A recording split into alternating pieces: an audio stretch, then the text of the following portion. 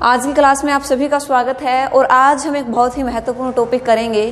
हम जब किसी भी पेपर को देखते हैं तो एक सीधी सी एक साधारण सा प्रश्न हमारे जहन में आता है। हम देखते हैं, हमारी नज़र उसके ऊपर पड़ती है कि शब्द का एक पार्ट है, जैसे तत्सम और तद्भव शब्द जो होते हैं, तत्सम और तद्भव शब्द जो होते हैं वो लगभग प्रत्येक पेपर में एक दो प्रश्न पूछा जाता है, चाहे हमारा कोई भी पेपर हो। तो आज इनमें पहचान करना एक बहुत ही डिफिकल्ट आपको लगता है और हम सीधे सीधे उनके अंदर पहचान नहीं कर पाते।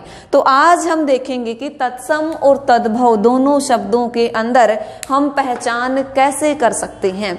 सबसे पहले देखते हैं हम तत्सम को जब हम अलग अलग करते हैं तो क्या करते हैं, तत् प्लस सम, तत् प्लस सम यानी कि उसी के समान, और इसके अंदर तत् प्लस हम करते हैं भव।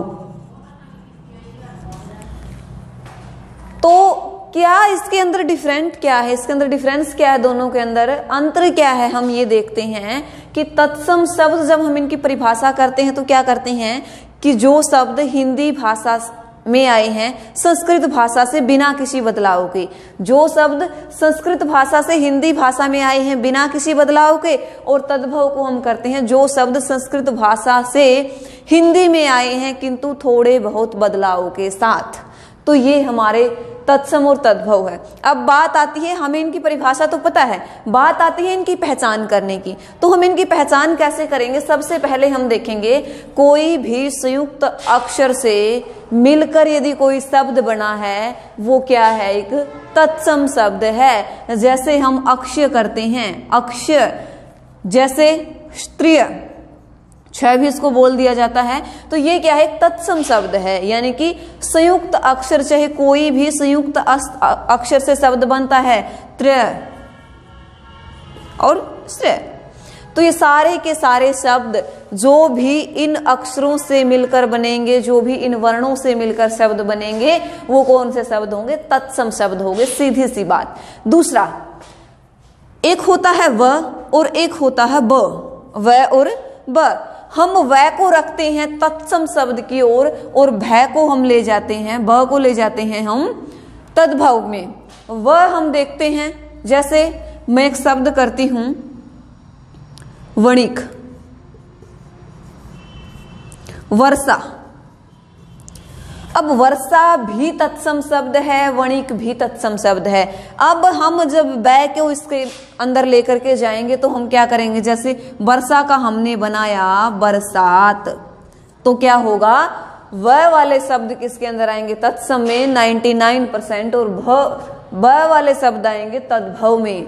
व और ब इन दोनों के अंदर देखना है आपको, वै से जो बनता है वो तत्सम में जाएगा और ब से जो बनता है वो तद्भव में जाएगा। उसके बाद एक छोटी सी पहचान और, एक री, री भी जिस भी शब्द में आएगा वो हमारा तत्सम शब्द होगा और तद्भव शब्द के अंदर री नहीं आएगा। मतलब हमारा जो री प्रयोग होगा वो किस में होगा, तत्सम शब्द में प्रयोग होगा।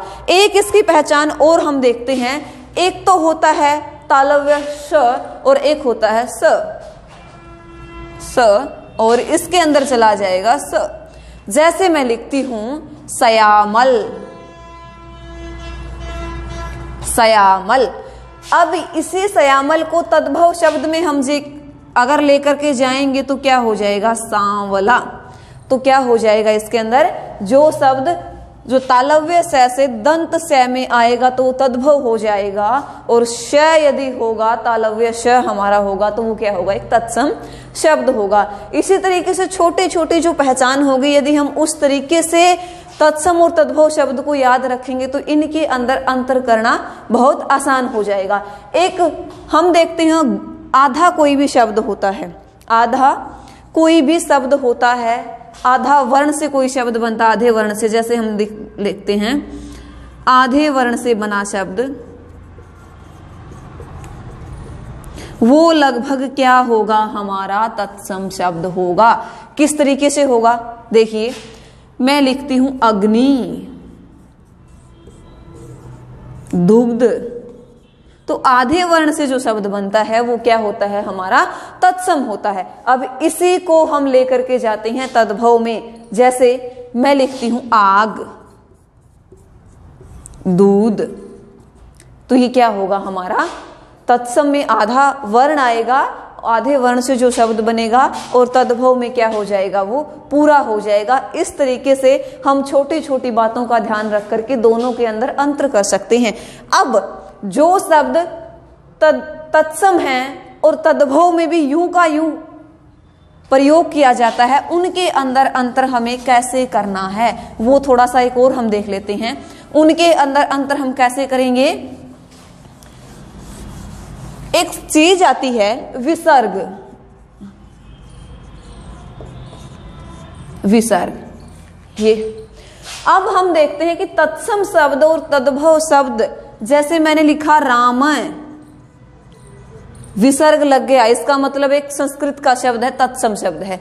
अब इसको मैंने कर दिया राम, तो क्या है, तद्भव है, विसर्ग नहीं है। विसर्ग है तो तत्सम है, विसर्ग नहीं है तो तद्भव है।